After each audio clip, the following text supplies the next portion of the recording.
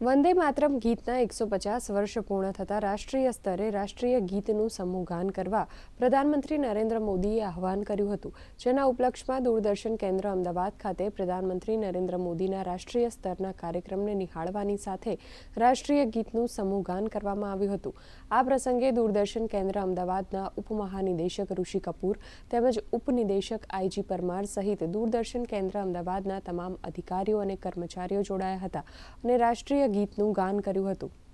आज राष्ट्रगीत वंदे मातरम को 150 साल पूरे हो रहे हैं।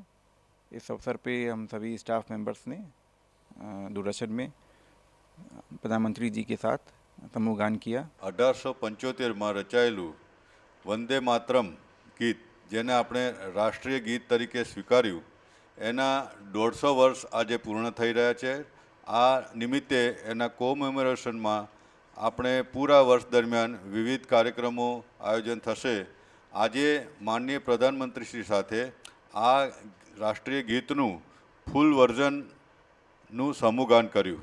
દરેક સરકારી કર્મચારી, દરેક સરકારી ઓફિસીસમાં જે આજે 9:50 આનું માનનીય પ્રધાનમંત્રીશ્રી સાથે આપણે સમૂહગાન કર્યું.